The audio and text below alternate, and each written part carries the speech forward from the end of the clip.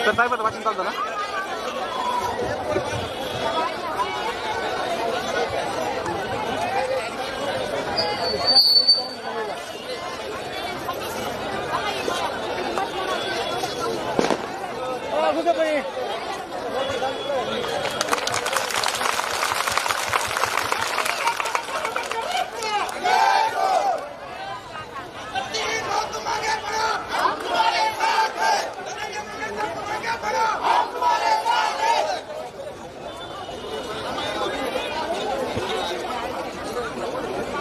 Rashtrawadi Congress, Bharatiya Janata party, Shiv Sena, RPI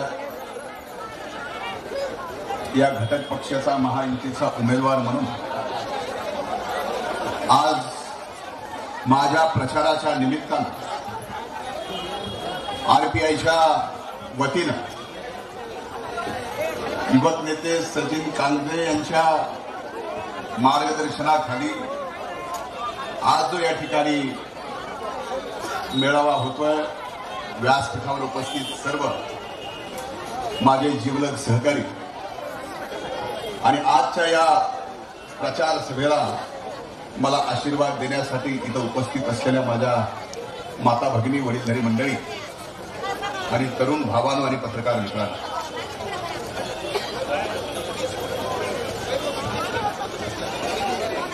आज या सभेला अभूतपूर्व आपला प्रतिसाद पाहिल्यानंतर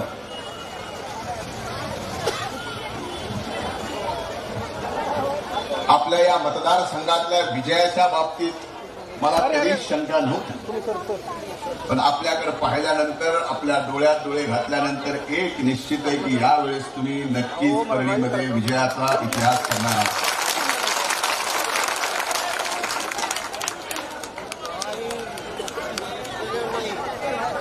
मी परळी वैद्यनाथाच्या सर्वांगीण विकासासाठी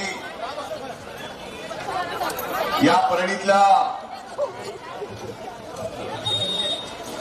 तू दिसला नाही, मला करमतच नव्हतं.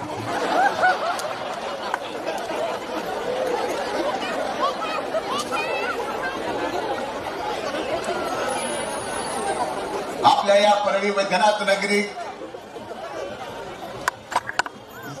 सर्व जाती पंथाच्या धर्मातल्या आपल्या मातीतल्या माणसाच्या विकासासाठी गेली 5 वर्ष आमदार म्हणून नाही,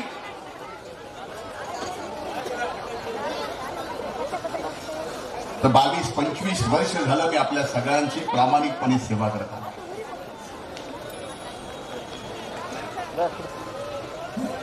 माझ्या त्या सेवेत व्यक्तिगत स्वार्थ कधीच नव्हता. आजही या निवडणुकीत उभा आहे, तुमचा आशीर्वाद मागायला इथं उभा आहे. इथला आमदार आणि जी जबाबदारी मिळेल ती जबाबदारी व्यक्तिगत स्वार्थासाठी नाही. या मातीतले अनेक मान्यवर या मातीतल्या माणसांना मोठे केले, पण मी यासाठी उभा आहे की येणाऱ्या काळात या मातीतला प्रत्येक माणूस सर्वार्थाने मोठा झाला पाहिजे. यासाठी मी आपल्याला या निवडणुकीत आपल्यासमोर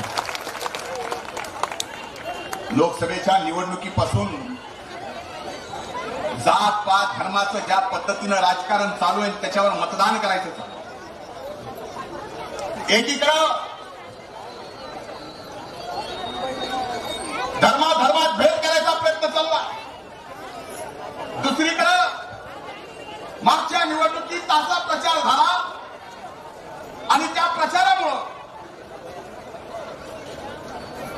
आपल्या पंकजा ताईंचा पराभव फक्त लोकसभेत 6000 मतांनी झाला की आम्ही संविधानच बदललं.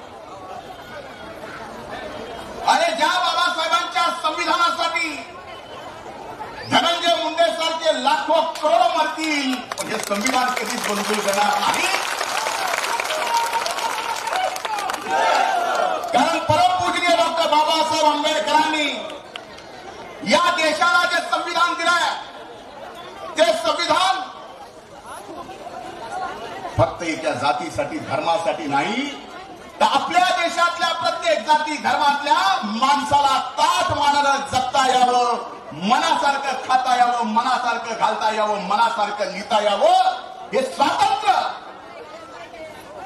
जगात जर सर्वात मोठं कुठं दिले असेल तर ते परमपूजनीय डॉक्टर बाबासाहेब आंबेडकरांच्या संविधानाने. आणि एवढी अफवा पसरवली संविधान बदलण्याच्या बाबतीत.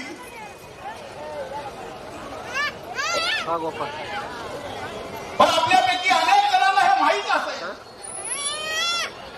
की परमपूजनीय डॉक्टर बाबासाहेब आंबेडकरांच्या संविधानाचा मूलभूत ढाचा या जगातली कुठलीही शक्ती कधीच बदलू शकत नाही. ही तरतूद स्वतः परमपूजनीय डॉक्टर बाबासाहेब आंबेडकरांनी केली. म्हणून आता या निवडणुकीत पुन्हा तेच विषय काढतील म्हणून सांगतो.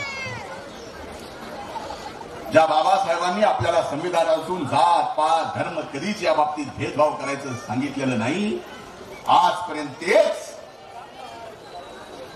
विचार संस्कार मी समाजकारणात आणि राजकारणात करत आलोय. कधी जात पात धर्म बघून विकास आणि राजकारण हे करण्याचा मी प्रयत्न केला. बघा मी किती नशीबवान. नशीबवान याच्यासाठी आहे की 2019ला विधानसभेची निवडणूक झाली. आपण सगळ्यांनी मत रूपी आशीर्वाद दिला. तो आशीर्वाद मी फक्त आमदार होण्यासाठी दिला. बरोबर आहे. मी मंत्री होईल किंवा सरकारी याची सुतराम शक्यता नव्हती. पण तुमच्या मतामध्ये एवढी ताकद की मला आमदारही केलं आणि मंत्रीही केलं.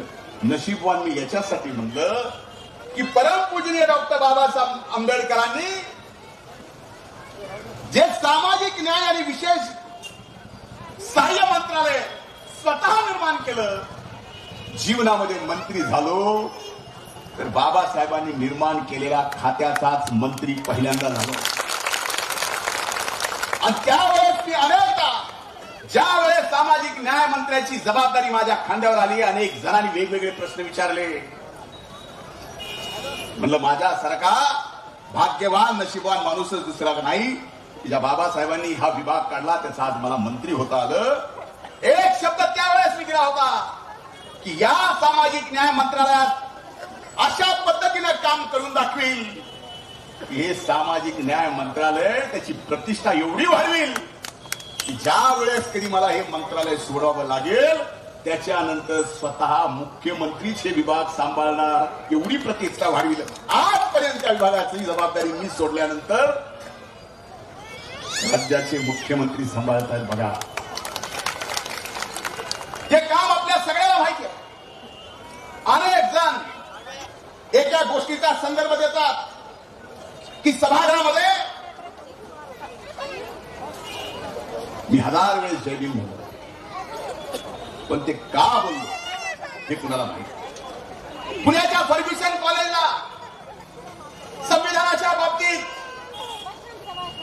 काही आपले सहकारी आंदोलन करत होते आणि त्या फर्ग्युसन कॉलेजमध्ये जय भीमचा नारा देत होते. त्यावेळेस त्यांच्या विरोधात देशद्रोहाचा गुन्हा दाखल केला होता.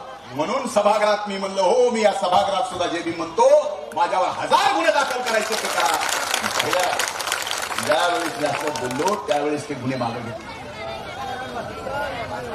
हे माझ्या कामाचा प्रामाणिकपणा. मी जात पात धर्म कधी बघितला आणि आजही हात जोडून आपल्याला कळकळीची विनंती आहे. मी आपल्या सगळ्यांसाठी काय केलं काय नाही हे माहिती. कधी कुणी कसल्याही अडचणीत आलं त्या अडचणीच्या काळात मला फोन तरी लावतात, नाही तर माझ्या घरी तरी येतात, ऑफिसला तरी येतात. कुणाला तरी मी कधीच रिकाम्या हाताने जाऊ दिलं नाही. जेवढं काय माझी ऐपत असेल त्या पद्धतीने 12 महिने 24 तास कायम सगळ्या अडचणीत तुमच्या येण्यासाठी प्रयत्न करतोय. काही जण फक्त निवडणुकीत आलं, निवडणूक आली आणि तेही मदतीचा पक्ष, विकासाचा पक्ष. आज मी आपल्याला या ठिकाणी शब्द देतो. आजपर्यंत जे करत आलोय शेवटच्या श्वासापर्यंत मी आपल्या विकासासाठी बघ तो विकास सर्वांचा असेल, सर्वांगीण असेल. जो विकास व्यक्तिगत असेल ते सुद्धा, अडचण व्यक्तिगत असेल ती सुद्धा शेवटच्या श्वासापर्यंत कायम आपली सेवा करेल. मग पद असो नसो तरी काय फरक पडत नाही. फक्त तुमच्या मनात स्थान ठेवा, हीच धनंजय मुंडेची ताकद. आज मला सांगा, तुमच्या डोळ्या देखत जे पोरग लहानाचं मोठं जाऊन आज तुमची सेवा करतो, तुम्हाला माहित नाही मी कुठे राहतो, तुम्हाला माहित नाही. आजही इथं मामा धुवा मामाचे त्यांच्याकडे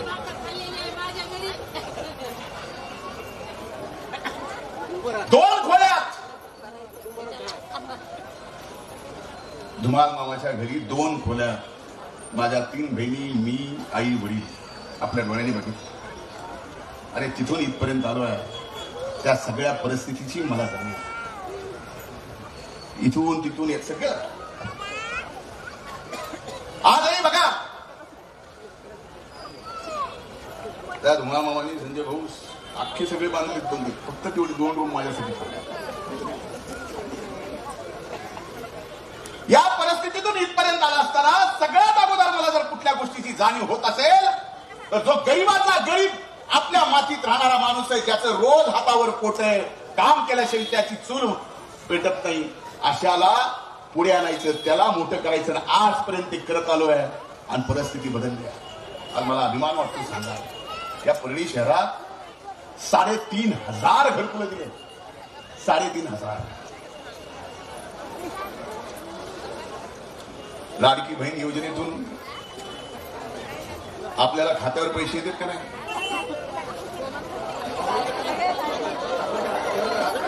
ज्याच्या ज्याच्या सांगा बरं. तुम्ही हात वर नाही जरी केला तर मला आकडा माहिती.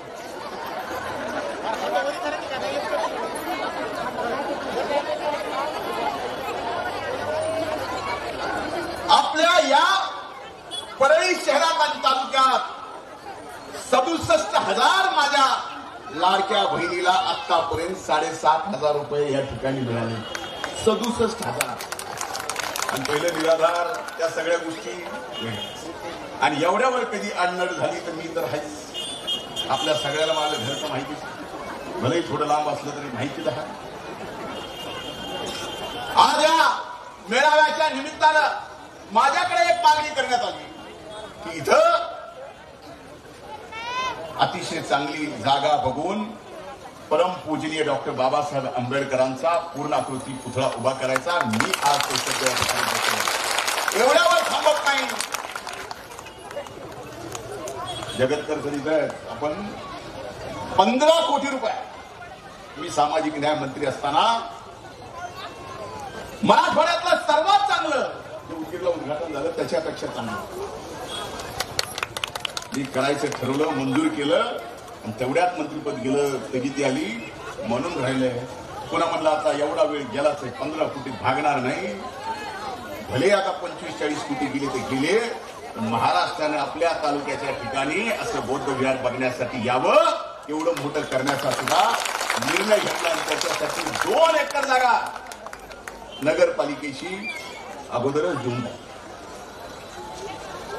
म्हणून या परळीचा विकास अभूतपूर्व होणार. मी मागच्या निवडणुकीत जे जे शब्द दिले ते सर्व शब्द इमानदारीनं प्रामाणिकपणानं आज पूर्ण केलेत. म्हणून तुमच्या डोळ्यात डोळा घालून मी आपल्याला मत रूपी आशीर्वाद मागू शकतो. फक्त आशीर्वाद द्यायला कमी पडू नका. तुमचा लेख तुमच्या कुटुंबातला, तुमच्या अडीनडीला, सगळ्या गोष्टीला मदतीला येणारा, तुमच्या विकासासाठी प्रयत्न करणारा, पण त्याला संपवण्यासाठी राजकीय दृष्ट्या कोण कोण प्रयत्न करतायत याचाही विचार करा. म्हणजे आपली काही साधी ताकद नाही.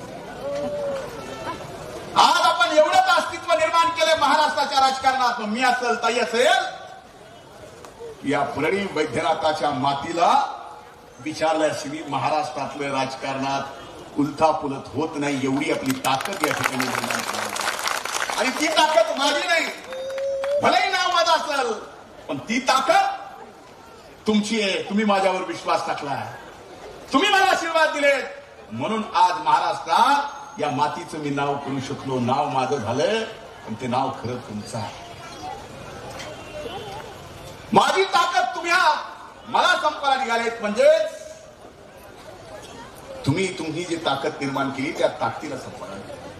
म्हणून ही निवडणूक सुरुवातीला सांगितलं विजयाच्या बाबतीत अडचण नाही, पण ज्याने ज्याने या मातीला संपवायचं, या मातीतल्या माणसाला संपवायचं आव्हान दिलंय त्यांना दाखवून द्यायचंय 20 तारखेला घड्याळच्या समोरचे एवढे बट्टा दाखवायचे, 23 तारखेला एवढा ऐतिहासिक निकाल द्यायचा आहे की महाराष्ट्रानं आणि दिल्लीनं सुद्धा 10दा विचार केला पाहिजे की आपल्या परिस्थिती नाद करावा का नाही करावा. एवढं कराल का नाही?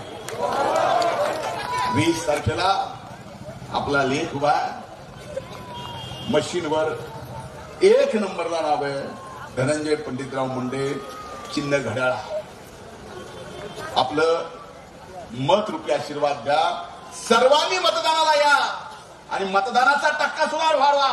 एका दुसऱ्याला माझ्यावर काही राग असला समजू शकतो, की रागही काढायचा असला तर काढा, काय पण खाली काय असेल, खालच्या मुळं जर या निवडणुकीत माझ्या कुणी राग काढणार असाल तर ते मात्र म्हणून हात जोडून माझी आपल्याला सगळ्यांना कळकळीची विनंती. एक इतिहास निर्माण करण्याची वेळ, संधी 20 तारखेला आपल्याला दिली आहे. जी लोकशाही, या जगातल्या सगळ्यात मोठ्या देशाची ही लोकशाही, ज्या लोकशाहीला संविधान परमपूजनीय डॉक्टर बाबासाहेब आंबेडकरांनी दिलं, त्याच संविधानाप्रमाणे ह्या निवडणुका होत आहेत. त्याच संविधानात आपल्याचा मताचा अधिकार, कुठल्याही दानापेक्षा मतदान बाबासाहेबांनी सर्वश्रेष्ठ सांगितलेलं आहे. ते हक्क तुम्ही बजवा. आपला आशीर्वाद द्या. खूप खूप धन्यवाद. जय हिंद, जय महाराष्ट्र, जय भीम.